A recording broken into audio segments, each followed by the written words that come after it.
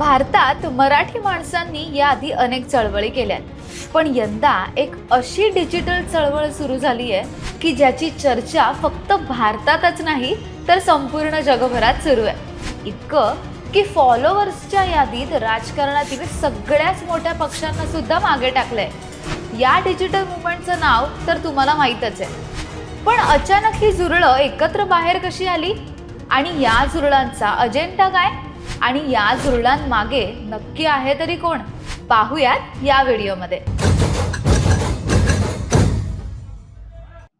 नमस्कार, मी Gauri. Mood fresh करणाऱ्या मराठी मूडमध्ये आपलं स्वागत.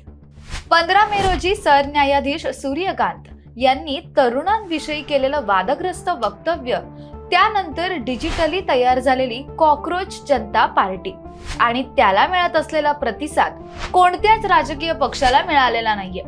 20 मिलियनपेक्षा जास्त फॉलोअर्स या पेजला इंस्टाग्रामवर मिळालेत. याला प्रतिसाद मिळण्याचं कारण माहितीये? टायमिंग. सरन्यायाधीशांची टिप्पणी तर निमित्त होतं, पण देशात ज्या घडामोडी घडतायत त्याचा राग आणि चीड कॉकरोच जनता पार्टी मांडते. तरुणांचे प्रश्न तरुणांच्याच भाषेत मांडले जातात. त्यांच्या जाहीरनाम्यात याचं प्रतिबिंब दिसतंय. एक गोष्ट जी तुम्हालाही माहित असेल की भाजपला अपोज करण्यासाठी एकही युथ लीडर नाहीये. जे भल्या भल्यांना जमलं नाही, पैसा आणि पॉवर असूनही ते एका झुरळाने करून दाखवलंय. तरुणच नाही तर कितीतरी राजकीय नेत्यांनी या मोहिमेला पाठिंबा दिलाय. या झुरळाविषयी रिसर्च करताना काही गोष्टी आढळल्या आणि त्यावरून समजलं की हा झुरळ काही साधा सुद्धा झुरळ नाहीये, तर हा झुरळ गेले अनेक वर्ष एका इकोसिस्टीम सोबत काम करतोय. 2019 ते 2021च्या काळात CJPचा संस्थापक अभिजित दीपकेने दिल्लीचे त्यावेळेचे मुख्यमंत्री अरविंद केजरीवाल यांच्या CMO कार्यालयात कम्युनिकेशन्स फेलो म्हणून काम केलं. याद्वारे त्याने दिल्ली सरकारच्या जनसंपर्क यंत्रणेत आपला प्रवास सुरू केला. 2020च्या दिल्ली विधानसभा निवडणुकीदरम्यान आपच्या सोशल मीडिया आणि डिजिटल कॅम्पेनची धुरा त्याने सांभाळली, ज्यात तो पॉलिटिकल मीम्स, व्यंगात्मक कंटेंट तयार करून सोशल मीडियाच्या माध्यमातून जनतेपर्यंत पोहोचवायचा आणि भाजप आणि काँग्रेस विरोधात डिजिटल नरेटिव्ह हा तयार करायचा. 2021 ते 2024 या कालावधीत दिल्ली सरकारच्या शिक्षण विभागात कम्युनिकेशन्स ॲडवायझर म्हणूनही त्याने काम केलं, जिथे तो डिजिटल ब्रँडिंग आणि दिल्ली सरकारच्या शैक्षणिक योजनांचं प्रमोशन जनतेपर्यंत प्रभावीपणे पोहोचवण्याचं काम करायचा.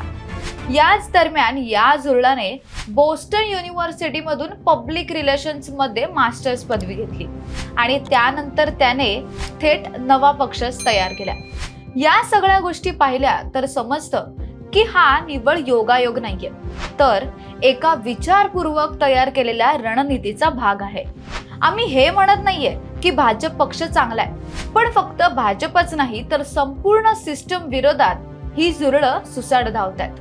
या झुरळांनी तर आता पेपर लीक आणि नीटच्या गोंधळामुळे थेट शिक्षण मंत्र्यांचा राजीनामा घेण्याची मोहीम हाती घेतली आहे आणि यांच्या या मोहिमेला राजकीय नेत्यांसोबतच इन्फ्लुएन्सर्सचा देखील पाठिंबा मिळतोय. इन्फ्लुएन्सर्सचं तर तुम्हाला माहीतच आहे, पैशांशिवाय काही बोलत नाही आणि पैसे मिळाले की हवं ते बोलतात. या प्रकरणानंतर या झुरळाचं एक्स अकाउंट ब्लॉक केलं की झालं. असं म्हटलं जात आहे की हे अकाउंट सरकारकडून नाही तर या झुरळांनीच बंद केलंय, तेही DNS द्वारे. अर्थात याची ग्वाही मराठी मूड देत नाहीये. हे अकाउंट ब्लॉक झाल्यानंतर या पठ्ठ्याने कॉकरोच इज बॅक या नावाचं नवं एक्स अकाउंट सुरू केलं. हे कमी की काय म्हणून ऑफिशियल वेबसाईट सुद्धा तयार केली. यावर आतापर्यंत अनेकांनी सहभाग पण नोंदवलाय. आता ही झुरळं कितपत टिकतात आणि काय काय गोंधळ घालतात कोणास ठाऊक, पण अशी पार्श्वभूमी असलेला झुरळ युथ लीडर होऊ शकतो का? भविष्यात खरंच ही पार्टी निवडणुका लढवेल का? अरविंद केजरीवाल आणि आपवर नेहमीच डिजिटल आणि मीम वॉरफेअर मध्ये पटाईत असल्याचा आरोप होतो.